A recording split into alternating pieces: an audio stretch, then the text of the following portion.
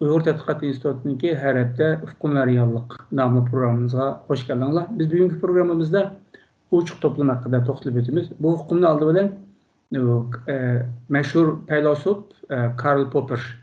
Yani bu bilim felsefesinde yakın zamanda devir bölgüç ehemmiyetliğe utuqlarını kazanan bir filosof desek oldu. Onun oturuq qo'ygan bir atog'usi bu atog'ini amaliyotda bu 1965 yil nashr qilgan Uçuk Toplum ve Düşmanları namlı kitabının ayeti tepsili izahlagan. Yani o vaxtıda demokratik bir cemiyetini yaklagan, şundaqla akıbıtaqlıq tüzmaqsidiki cemiyetlerini tanqid qilgan. U hukumninki asası alaylık olsa fikir erkinligi, süzüklük, köp xillik, yani köp xil qatlamni tashkil etgan bir jamiyat, fikrlarning bir-birisiga bo'lgan ta'sirchanligi, qatorliq nurg'un alayliklar bor. Biz bugungi programmamizda mushuni chiqish kanalida bizning jamiyatimizga, shundaqla Xitoy jamiyatiga qarab chiqish tirishimiz. Bu yerda fikr erkinligi degan vaqtida amaliyotda, ya'ni bir jamiyat deganda har xil fikrli insonlar bo'ldi. Ba'zilarining fikrlari balkim shu jamiyatdagi mavjud hokim yoki fikrga zid bo'lishi mumkin, yoki ba'zi insonlarning fikri o'zidagi e'tiqodi sababli boshqacha bir fikrlarni o'ttirib qo'yish mumkin. Ya'ni bir inson bo'lish bilan bir shaxs jamiyatning a'zosi bo'lish bilan o'zidagi o'ylaganlarini boshqalar haqorat qilmagan asosda o'ttirib qo'ya olsa va shundoq o'ttirib qo'ygan fikrlari sababli qonun tarafidan qo'g'dalsa, bu uçuk jamiyatning alayiligi. Uçuk cemiyet yeni bir alaylık olsa kanunun üstünlüğü. Bu neye gap dese, cemiyet noktasını elip ettiği vaktimizde, cemiyette her xil katlamlı insanlar yaşaydı, farklı dinlik insanlar yaşaydı. Hristiyan, Müslüman, yaki ateist veya ki her xil milletlik insanlar yaşaydı. Bu insanların ki otururuz ki bu ırkı, yaki dini, yaki siyasi kimlik mühim emas. Fakat mühim olduğunu bu insanın ki, bu şahsın ki, şu cemiyet tevab olgan buluşu. Şu cemiyetke vatandaşlık puhralığı emniyette bütün şu cemiyetteki tevbe insanlarını puhralık noktasından barabar kıldı. Yani meninki dini itikadım sebebiden yoki etnik kimlik sebebiden men başka bir etnik kimlikteki insanlar bilen okşaş kanuniyatın okşaş buluşum gerek. Yani mening hukukumni şu cemiyetteki adliyatimiz qo'g'dish kerak. Yani meninki dini itikadımga yoki etnik kimlikka qaramaslik kerak. Dal uch cemiyetten alayligidan şu. Biz aldı bilen şu fikir erkinlik noktasından başlasak, sizce uçuk cemiyetteki bu fikir erkinliğini bizim cemiyetimizge, yoki Xitoy cemiyetiga, yoki g'arb ellardagi ko'z tutayotgan bu cemiyet tatbiq qilsak, qanday bir manzara o'ttirib chiqish mumkin? Bu g'oyat aniq. Biz vatanimizda Xitoy Komünist Partiyasining mustamlik aslida yashaymiz. Biz vatanimizda, ya'ni Sharqiy Turkiston tili olmagandimi? Şu Marksizm ideologiyasının özüla, yani Marksizm ideologiyasını asas kılgan Xitay Komünist Cumhuriyeti mahiyetiyle uçuk cemiyet emez, belki yıpık cemiyet ulaşıkı mahkum. Çünkü onların felsefi asası yalğız dünya qarashini hürmet kıldı. Mesela onların nazarında Marksizmle dünyanın en yaxşı düşündürülen bir ekim. Marksizmle asaslanmayan barlıq narsa hakikat emez. Şoğula okul dinlarni, ilahi dinlarni emas, belki Marksizmga o'xshamagan barliq ideologiyalarni rad qilgan. Shunlashqa biz boshqa narsani eslamasakmi, oliy maktabda o'qiyotgan vaqtlarimizda ijtimoiy fan kitoblariga qaraydigan bo'lsak, bütün ijtimoiy fan kitoblarida Marksizmlik adabiyot qarashi, Marksizmlik tilshunoslik, Marksizmlik tarixiy qarash, Marksizmlik qonun qarashlar bütün sohaga bu Marksizmni meyli qamlaşsın, qamlaşmasın mecburi şekilde tanıgan. Şunun bilan bu tabiiyatilla Marksizm bo'lmagan yoki Marksizmga o'xshamagan barliq qarashlarni rad qiladigan bir ma'arif sistemasi barpo qilgan. Mana biz Sharq Turkiston jamiyatida o'qiyotganlar ana shu maktablarning va shu yek idealik ma'arif sistemasining mahsuli. Endi Sharq Turkistonning o'zini Xitoylar bunu texim bir kadem ilgiligen aldı, texim küçültken. Yani başka barlık ideyalar. İslam dinimiz ve endenimizde bu demeyin. Başka karışlarımı resmi mağar burgallardan, nəşr əfkarlardan sıxıb çıxırılğan. Bununla zıt bolğan, onu qollamaydigan əsərlər besilmaydı. Onda kitaplar oxutulmaydı. Onda bolğandan keyin Xitoy cəmiyyətini və Şərq Türkistan cəmiyyətini hakim mutlaqlıq asasıdır. Yəni Xitoy Kompartiyasının mutlaq hökmranlığı kafalatlik qılğan bir hakim mutlaq cəmiyyət deb atayımız və onun xarakteri uçuq cəmiyyətinin şu Karl Popper degəndək düşmənləri bolğan bir siyasi güc. Yani cəmiyyətin xarakteri bütünlüy bir yepik cəmiyyət. Siz digəndə bu fikir müstəmliki denilən. Fikir müstəmlikçiliki, mesela erkin fikir mövcud emas. Tüzümni tənqid qilishga ruxsat qilinmaydi. Başqacha bir fikrdə buluşning o'zimi g'oyat zo'r bir isyonkorlik. Mesela qonun tüzüm oldida barobar bo'lish degan mushu o'lcham bilan solsak, Xitoy jamiyatida va Sharq Turkiston jamiyatida qonun tüzüm oldida hech qanday bir barobarlikning mavjud emas ekanligini faqat nazariyada yozilganligini. Ammo ish yuzida bo'lsa, qonunning mavjud emasligiga biz hayotimiz bilan shohid. Bu o'sh jamiyatning nurg'un alaylikligi borki, masalan, so'zliklik deymiz. Bu so'zliklik amaliyotda mayli bir jamiyat nuqsasidan bo'lmasin va yoki bir tashkilot nuqsasidan bo'lmasin, intayin muhim bir mexanizma deb o'ylasak bo'ldi. Ya'ni masalan bir davlat bilan yoki bir ministerlik bir qurilish qilmoqchi. Qurilish qilmoqchi bo'lsa, albatta bu bütün shu munosabatlik qurilish shirkatlariga bir e'longa chiqarib, ularningki qatnashishi bilan bir o'ziniki loyihalarini tunishtirdi. Kim muvofiq baho bersa, shuning qarta ish qilgan bo'ldi. Ve bu ministerlikma o'ziniki qonunlarga asosan yoki prinsiplarga asosan shu shirkatga raqobatda o'sib chiqqan shirkatga buyurdi. Ammo süzük bo'lmagan jamiyat bo'lsa, o'zining yaqin yo'riqlarga buyurdi, o'ziniki yaqin yo'riqni bay qildi. Bu yani o jarayonning iqtisodiy taraf bo'lgan bo'lsa, yani jarayonning o'zi avomga ochiq emas. Avomga dermiş o. Bilmaymiz. Da bu süzüklük yani bu masalan her qanday bir ochiq jamiyatda baş ministerler yoki har qanday idora jamiyatining boshliqlari cho'qim yilning oxirida ham xalqqa va shundaqla o'zi ishlayotganiga hisob berish kerak. Yani men manda pulni ishlatdim davlatniki, manda imtiyozlardan foydalandim, ammo men hammani bunda qildim deb ipinishcha ochiq bo'lgan bir shaklda e'lon qilinishi kerak. Men pulni mayaga qayildim. Yani xalq hisob berish kerak. Chunki uni xalq saylagan. Xalqning saylashida u mansabga yoki martabaga kelganlik uchun xalqning oldida bir mas'uliyati bor.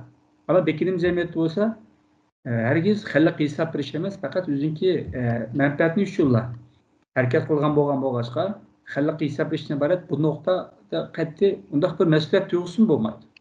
Shu nuqtada aytgan vaqtida bizlik bu Sharq Turkiston, yolg'iz chet elda va Xitoyda sizni birleştirip qanday tushundirasiz mesela süzüklük to'g'risida?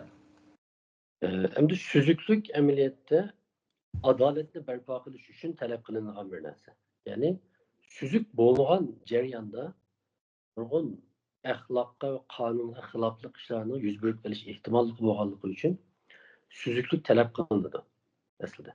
Endi biz hozir bir jamiyat nuqtasidan emas, biz faqat chet eldagi tashkilotlarimiz nuqtasidan bu masala qarab baksak, bir ko'ngli yerim qiladigan bir manzilni ko'ralaymiz desam menimcha xato emas. Ya'ni biz hozir uçuk cemiyetler demek olur. Uçuk tashkilotlar deb tatbiqlab bakalım mesela. Mesela bizim tashkilotlarimizning qaror elish mexanizmi va tashkilotlarning xalq oldidagi javobgarlik ahvoli. Mesela şu uçuk cemiyetning en muhim alayligining biri o jamiyatdagi nüfuz organlari javobgarlik majburiyatiga ega. Ya'ni o'zining qilganlarini hozirgina javob berdi. Ammo hozir biz hech qaysi tashkilotimizning rahbarlarini, boshliqlarini yoki tashkilotning o'zining qilgan xizmatlarini xalqqa javobgarlikka tortolmaymiz va ularni o'zligidan bu javobni bermaydi. Yoki oylik, yillik bo'lsa-mu bir doklad sunishi lozim. Ammo uni bermaydi. Tamam, ba'zi narsalarni maxfiy tutish kerakligi nuqtasidan butun avomga jakolashni asıl to'g'ri tushungili bo'lsa-mu, ammo o'z tashkiloti ichida bo'lsa-mu, bu xil suzuklik mavjudmi? Bu tarafim yana gumonliq. Yani o'z tashkiloti ichidagi a'zolar ichidami süzüklük menimcha haqiqiy ma'noda amalga oshmagan. Endi men sizdan so'g'im keldi. Endi bu süzük bo'lmaslik, yani bu xil yepiqlik bizning da'voyimizga foydaliqmi, ziyonliqmi? Masalan, ziyonliq bo'lsa, qanday ziyonliq, nima ziyonliq, buni to'xtalib baksak. Bu davamızga zaten tigidin ziyallık deb keskin desek çuqum buldu. Çünkü süzüklük diye vakti bir yerde şu teşkilatniki planlarından tatip yoki ishlatgan rasxodlaridan gacha shu tashkilotda urunagan insonlarning rollarigacha hammasi agar aniq bo'lgan taqdirda shundoqla aniq bo'lgan taqdirda buni tashkilotniki neshlak ish qilganligini nimalarni kam qilganligini qaysi tarafdan ortiqcha ega bo'lganligini hammasini hisob kitobni joyida qilib bir yaxshi xulosa chiqargan bo'ldi ya'ni kamchilikni ko'rgili bo'ldi amaliyotda kamchilikni ko'rdi deganga yeni bir qitimqi o'xshash ishga duch kelgan vaqtida o'xshash xatolikni o'xshash kamchilik qilmaymiz degan gap chunki falsafada bunday bir uqum bor astrometrik sabab natijalik xatolik deb agar siz suzuk bo'lmagan taqdirda bir ishni xato qilsangiz u xato nurg'un xatolarga sabab bo'ldi shu siz tunji qilgan xatoyingizni o'ngshayman desangiz hargiz o'ngshab bo'lolmaysiz çünkü başta hata kıldınız siz. Yani bir hata nurun hatası sebep buldu. Onun için süzük bulmagan takdirde bu tabi halde halk bilen ya ki etrafındaki yerleşke insanlar oturursa işensizlik berpa buldu.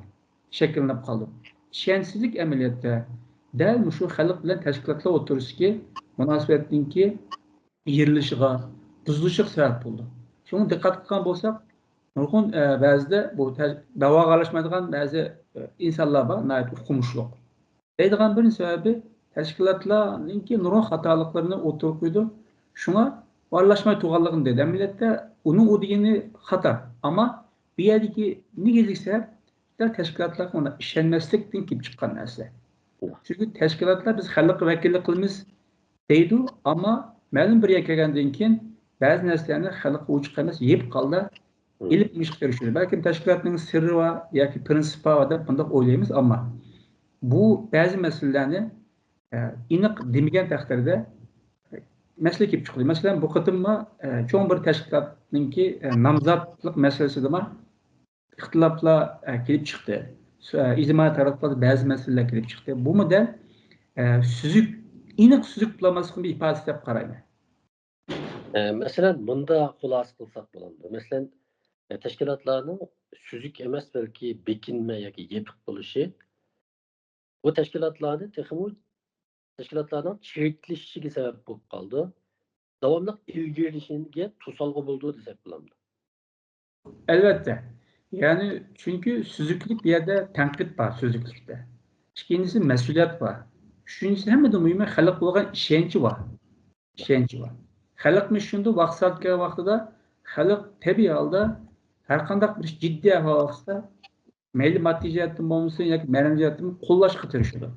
Eğer süzük olmagan takdirde kollaşını yaltayıp kaldı bir yerde. Doğru. Bu da aydın mühim bir nokta dediniz.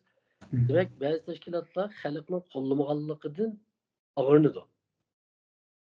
Mesela halk hozir da'vodan yiroqlab ketdi deydi. Bu nuqtani aytganda ma'lum darajada xalqni da'vodan yiroq qilib qo'ygan teşkilatlarning o'zidagi bu yep xarakterlik qilmishlarning borligi desak xato bo'lmaydi, shundaqmi? Elbette. Bu bir xulosasi kesak tamam buldu. Çünkü süzüklükniki yani bu uçuk cemiyetlik uçuk teşkilat degan bulduk. En çok alayın birisi tenkit uçuk buluş gerek. Tamam. Tenkit uçuk buluş gerek. Çünkü tenkit bir yerde her zaman bizimki Uygur cemiyetinde fakat doğru düşünülmeyen bir gap deb oylayman. Çünkü tenkit bir yerde ko'pincha tenkit insonniki shaxsiy xarakteriga hujum qilish xarakterli bo'lib qolganligi uchun bizga bir salbiy ma'no berdi. Ammo masalaning o'ziga yoki ishning o'ziga tanqid nuqtasidan qaraydigan bizning ma kultur, ma an'ana shakllanmagan bo'lg'achqa ikki taraf yani mayli xalq nuqtasidan bo'lmasin, mayli tashkilotlar nuqtasidan bo'lmasin, bu bir salbiy ta'sir yoki salbiy tuyg'u paydo qilgan bir uqumga aylanib qoladi. Amaliyotda tanqid bu yerda butun masalaga qarab chiqib, to'g'rilarini, haqiqatlarini süzüp elip, onundaki hatalarını çıkarıp taşlar. Türkçedeki eleştirel degende nayet muvaffak. Yani elgek okşasak, biz elgekte yaxşılarını, işe yaradığalarını yap kalımız, elgek tipinde aylandırıp olan deyken. Onun işe yaramaydıqlarını olsa taş bitimiz. Del tenkitma şunu alıştı. Tenkit, mentıqalı tenkit buldu. Onun için bu kıymet qarashını yani qadiriyatni asas qilgan tanqidlar bo'ldi. aqlni asos qilgan tanqidlar bo'ldi. Agar bu nuqtadan biz prinsipni asos qilgan, ya'ni tanqidlar bo'ldi. Agar bu nuqtadan qaraydigan bo'lsak, amaliyot intayin lozimliq bir narsa.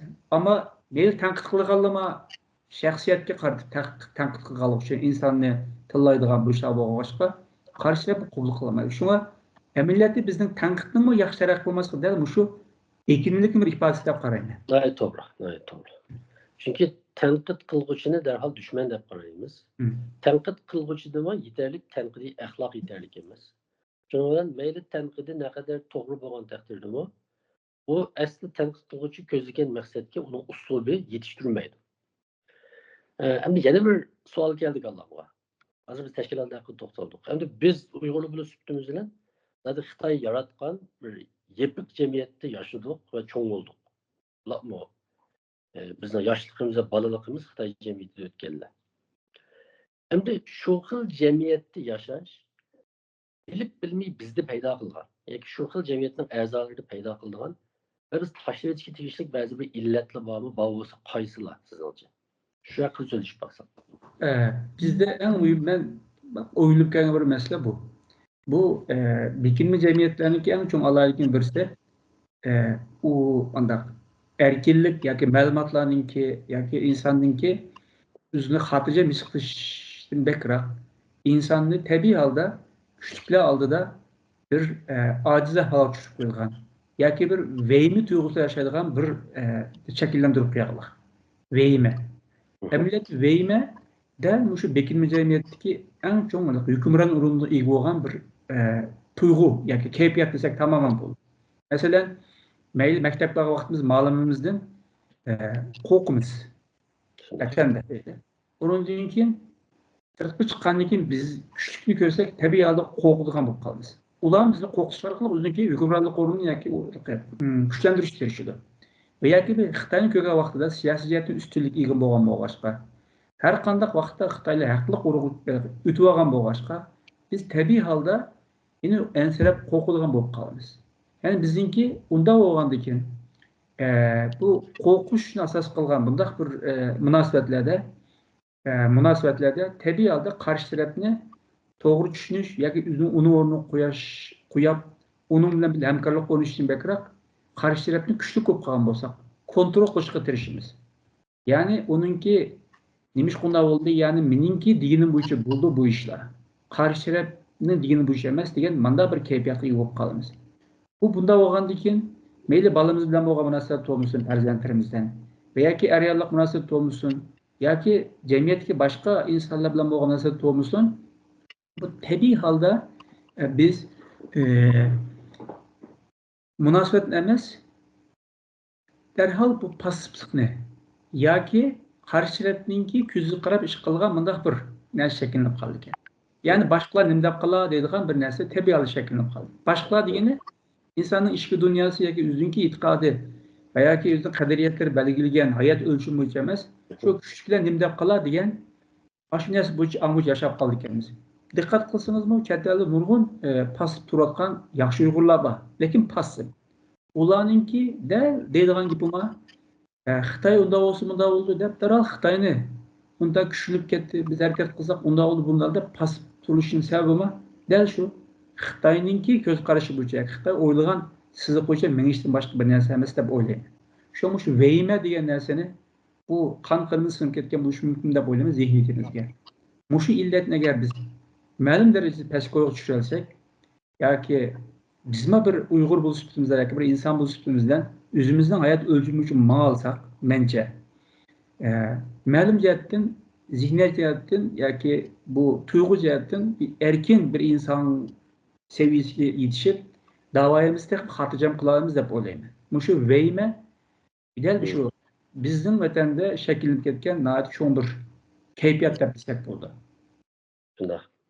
Belki mening ichida ma'lumotlarni qo'shib qo'ysak bo'lishi mumkin. Masalan, bayon bazroq tilga ilib o'tib ketdik. Birisi tanqiddan qo'rqish. Tanqiddan qo'rqish. Chunki tanqid suzuklikni, javobgarlikni talab qildi. Biz uni odatlanmagan bo'lg'achqa tanqiddan qo'rqamiz. Tanqidlanishdan qo'rqamiz va boshqalarni tanqidlashdan qo'rqamiz. İkincisi menimcha ijodiylik tuvan bo'ldi.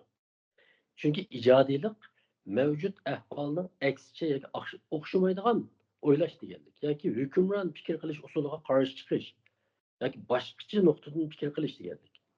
Ammo bu hokim mutlaq tuzumi kafolatida shakllangan bu yirik jamiyatlarda sizning boshqacha o'ylashingiz doim jinoyat yoki qo'rqinchli ishlar qaralganligi uchun tabiiy holda bizning ijodiy tafakkurimizning favqulodda tuvan bo'lishini keltirib chiqardi. Hozir biz bunda qarab bakılgan bo'lsak, tabiiyda yangi narsalarni ijod qilish emas deb o'ylayman ba'zida. Masalan, diniy sohadagilarga qarab bakılı, yeni ijtihodiy fikrlarni ko'ra olasiz. Masalan, Uyg'ur jamiyatida. Vatanda ko'rolmaydiq, masalan, chet elda. Bir erkin muhitga chiqqandan keyin biz yeni ijtihodiy fikrlarni ko'ra olayotganimiz, ko'rmayotimiz.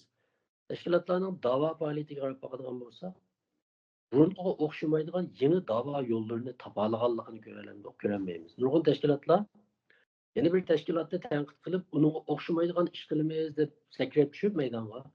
Yani aşırı qilgan ishlar o'xshash yoki ularchilik qilolmaydigan komediyalik ahvollarni ko'ryapmiz. Yani bu amaliyotda ijodiy tafakkurning bizda haqiqatan yigilib ketganligini, yangicha fikr qilish, yangi narsalarni o'tirib qo'yish iqtidorimizning tuvanligini ko'rsatadi. Menimcha bu shu yirik jamiyat bilan bevosita munosabatlik deb o'ylayman. Chunki insonning tafakkuri yetildirish bilan munosabatlik. Aslida biz yashagan jamiyat shu yangicha fikr qilishga fursat bermaganligi uchun hozir biz asta-asta erkin jamiyatga chiqqandan keyinmi erkin tafakkur qilolmayotimiz.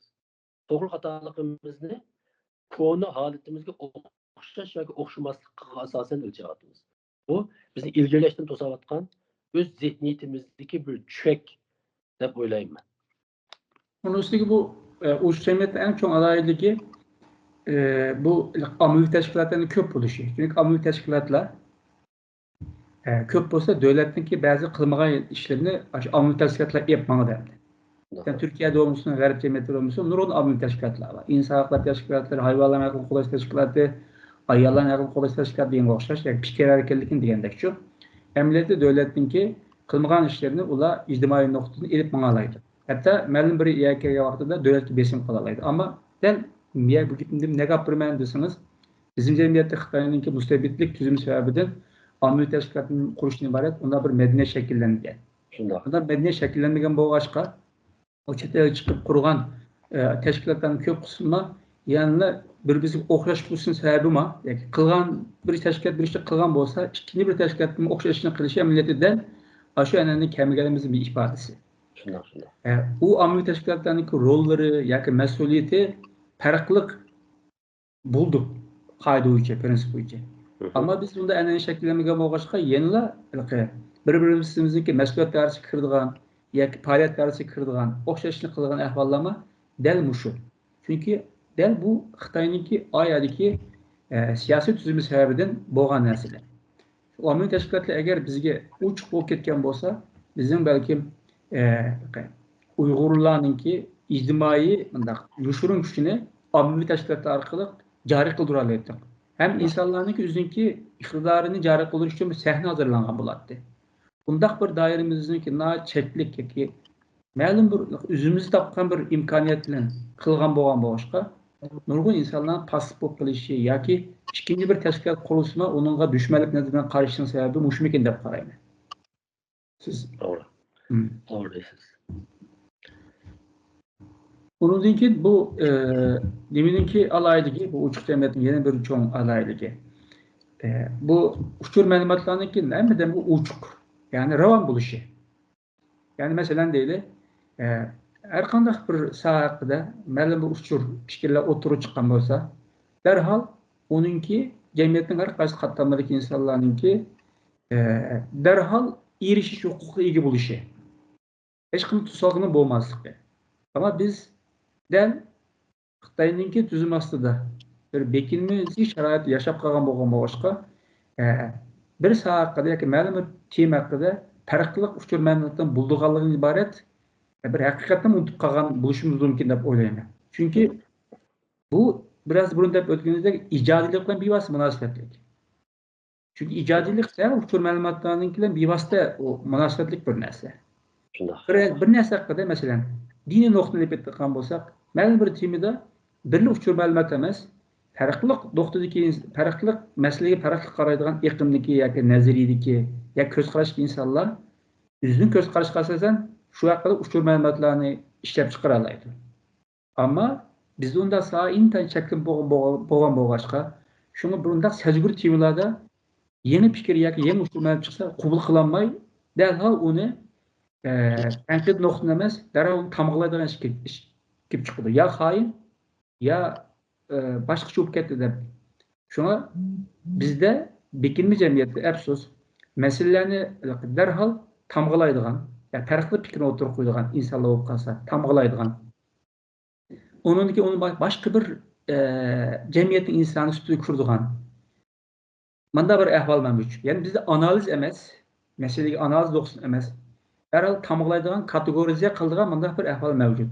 Bu da şu bekinim cəmiyyətinki alayligi uçuq cəmiyyətdə olsa fikirlər hər xil buldu, göz qarashlar hər xil buldu. Degan məsələ var doktorda. Siz bununla qoşub qoysanız qandaq bir? Hazır deyishdik, uçuq cemiyet insanlarga erkin fikir qilish iqtidori va bu iqtidorni namoyon qiladigan supa hozirlaganligi uchun yerda o'xshamagan sadolar hech kimga qo'rqinish qilinmaydi.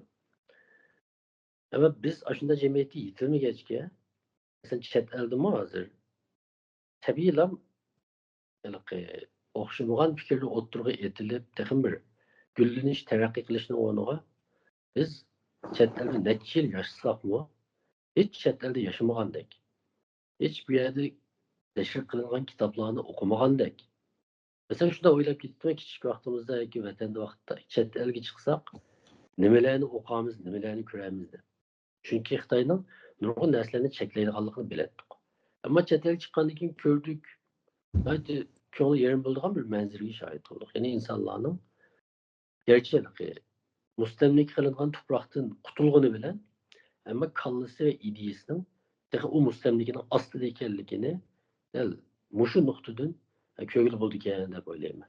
Endi mening qo'shib qo'ydiganim hozir bu masalaning boshqa bir tarafi, tarixiy nuqtadan qaraydigan bo'lsakmi, bir jamiyat qancha uchuq jamiyat xarakterini olgan sari u jamiyatning kuchli jamiyat va taraqqiy qilgan jamiyat bo'lish yushurin kuchi texmi yuqori oldu. Chunki uchuq jamiyat va yoki uchuq davlatlar o'z xalqi ichidagi o'xshamagan fikr, mazhab, iqlimga tabi barliq kishilarning o'rtaq emgikini ishlatalaydi. Ularning o'rtaq ijodiyatiga, potensialiga ruxsat qiladi. Masalan, boshqa demayli Payg'ambar alayhisalom vaqtidagi Madinada qurilgan islom jamiyatimi tegi takdirni aytsak, tekshirib qolgan bo'lsak, o bir uchuq jamiyat. Birisi qonun oldida hamma kishi barobar. Yani islom shariati oldida Payg'ambar alayhisalomning o'zi hatto o'zining qizini agar Fatima o'g'irlik qilgan bo'lsa, men uning qo'lini kesdim deb Payg'ambar alayhisalom o'z qizini qonunning ustiga qo'ymagan. O'z qizini qonunning ustiga qo'ymagan. Yana nimada Madinada İran'dan kelgan otashparastlar beydi. Chunki nima? Fath qilingan tuproqlarning kengayishi bilan Madinadan ayni qisqa vaqt ichida hozirgi tilbuchi kosmopolitan, ya'ni nihoyatda bir ko'p madaniyatli birga kelgan shaharga aylangan. Yahudiylar yashaydi. Ya'ni musulmonlarning ichidami ba'zi o'xshamagan qarashdagilarga o'xshash sahobalar hatto ba'zi fikrlarda har xil qarashlarda bo'lsa-mu, orasida da cho'ng ixtilof terilib, ya'ni umumiy birlikka daxl etmaydi. Biz Abbasiylar xalifeligi davridagi Harun Rashid va xalifa Ma'mun davrini Abbasiylarning oltin davri, hatto islom tarixining ilm fan, madaniyat, falsafa jihatdan yuksak nuqtaga yetgan oltin davri deb qaraymiz. Uning sababi nima? Chunki u xalifalar o'zining shu davlati va jamiyatini uchuq jamiyat qilib barpo qilishga ahamiyat bergan. Ular Hindi madaniyatidan kelgan, Sasoniylar madaniyatidan kelgan bir turkum asarlarni tarjima qilishdan boshqa ko'proq keyin Greklardan kelgan asarlarni tarjima qilgan. Ve o'xshamagan fikrdagi kishilar, hatto Sabiiylar, ya'ni yulduzlarga cho'qindiganlar, Abbasiylar xalifaligida erkin yashash imkoniyatiga ega bo'lgan. Shularning ichidagi nurg'un ilm bilan shug'ullangan kishilarmi nimalarga Abbasiy xalifaligiga tuhfa qo'shgan. Masalan, Ebu Bekir Razi de bir feylasuf var. O İslam tarihindeki belki tunci deist buluşu mümkün. O yani peygamberliği inkar kıldı. O şunun bilen birge İbn Sina'nın burunki en yukarı pellegi yetken tibip yoki shu chaqning tili bo'yicha hozirning tili bo'yicha esa eng yuqori pallaga yetgan doktor deyishga bo'ldi. Uning shu chog'da islomning aqidalariga xilof nihoyatda qo'rqinchli qarashlari bor. Ammo u qo'rqinchli qarashlar sababidan vaqtda o'zining boshqa soatga ilmiy tadqiqotini olib berishga hech kim to'salg'i bo'lmagan. Cho'ng kutubxonalar bo'lgan. Masalan, tibobat sohasida Al-Haviy deydigan necha tom yomon cho'ng asar yozgan. Bunun ilki e'tiqadının hata oluşı ayrı bir iş. Ama şu umumi İslam cemiyeti içinde onun erken yaşayalışı ya da bir ayrı bir iş. Ben bunu kuşkuyuşta kaldım. O elkindimi şundaq mesele. Onu siz yaxşırak bilirsiniz. Elkindimi der Endülüs qo'xshash. Bunda. Endülüs qo'xshash bütün zaten cemiyet bir sağlam. Sağlam bo'lganligi uchun xilma-xil madaniyatdan kelgan fikr aqimlari yoki insonlar yoki madaniyatlar bilan davomli uchrashib turgan bo'lg'achqa uniki zihnima davomli yengilib aktiv holatda turdi endi. Ham izlanib turdi. Elkindininki yozgan kitoblari bularmi bu muzika to'g'risida yozgan kitobi yoki psixologiyani tutun nurg'un kitob yozgan odam ekan. Bu muddan nimaning ifodasi? Shu Endülüsga o'xshash bilimga ahamiyat bergan. Jamiyatniki mas'uliyati. Bilimga ahamiyat bergan gapning o'zi de uçuk cemiyetinin en çok alaylığı. Şunda. Bilim, nokul bir fikir iqlimninki qatnal dogmatik bir iqlimning emas, har xil o'xshamagan ko'z qarashdagi va ijodiy fikrlarga asos yaratib qo'ygan tuzum bo'lgan vaqtida ham o'tirish qilgan va taraqqiy qilgan bir narsa. Bundan boshqa bizningki ustozimiz Ebu Hanifa. Bunda Bag'dodga o'xshash, shundaymi? Xatolashmadim. Aşağı metropolitan bir şehirde yaşayan. Çünkü o yerde her xil qatlamdagi har xil e'tiqoddagi insonlar bo'lgan. Aştaq bir cemiyette şunu qo'shash nihoyatda buyuk bir aql egisi, olim o'tirib chiqib ayrim bir musulmonlarni yetaklaydigan bir prinsiplar o'lchami jo'g'lamiz shakllantirgan. Uni da shuning ifodasi. Shunaqaki bu minshunoslikda bir narsa o'qiganda diqqatim tortgan. Masalan, mingma haliqi farqliq undaq o'xshamagan nuqtur boya ko'proq taraqqiy qildi ekan. Bir xil narsa tashqi taqir bo'lsa, bak taraqqiy qilmaydi ekan. Shundaqla bu ikki o'xshamagan yoki uch o'xshamagan narsalar bir yakka vaqtida, masalan, o'rmonliq bilan o'rmonliq tugaganda endi bir chimlar bo'ldi-ku. Ya'ni ash farqliyada har xil o'simliklar o'tirib chiqadi ekan, yetishib chiqadi ekan. Ya'ni farqlar bir yakka vaqtida yangi narsalar o'tirib chiqib, bu farqlarni mollashtirib, rangaranglashtirib, uni go'zal qila oladi ekan. Yani girbek etkisi deydiğim bir gap var mı? Mesela devletlerinde çigra rayonundaki şehirler iki kısımdaki şehirleri karaganda bekrek terakki kılan bulduğu deydiğim araştırma. Emeliyetten şunda efendim. Emeliyetten biz bir Müslüman buluştuğumuzda önemli. Normalde psikolojide bir insanın münasebet tədqiqat vaxtı yoki cəmiyyətşünaslıqda insanın üz bilan bo'lgan münasebeti qandaq? İnsanınki üzü təbi olgan aile yoki boshqalar bilan bo'lgan münasebeti qandaq? Üzü təbi olgan cəmiyyət bilan bo'lgan münasebeti qandaq? Hatta üzü təbi olgan təbiət bilan bo'lgan münasebeti qandaq? Hatta üzü təbi olgan kainat bilan bo'lgan münasebeti qandaq? Hammadan muhimi seni yaratgan Allah bilan bo'lgan münasebeti qandaq? Yani insanın bu şuna münasebet karakteri oldu. Eğer bunu qancha ko'p o'zimizni acha olsak, qo'rqmay, dadillik bilan shunchalik narsa o'rganamiz deb qarayman. Shunda. Bugun shunchalik bo'lsinmi? Oxirida bir savol bilan oxirlashsa qanday deysiz? Deyli bu o'chiq jamiyatning dido. Davomli Uyg'urlar haqiqatan azob uqubat duch keldik. Ammo bizga o'xshash azob tragediya yashayotgan nurg'un millat va musulmonlar orasida boshqa asonliqlar uchun deyli. Siz chetlardan gap qilyapman. Masalan, dam shu vaqtda biz tabiiy holda bizga diqqat markazi ekan deymiz. Ammo mayli Falastin yoki bizga o'xshash taqdirni o'rtoqlashganlarni ular bilan o'xshash payda qilib bo'lmaymiz.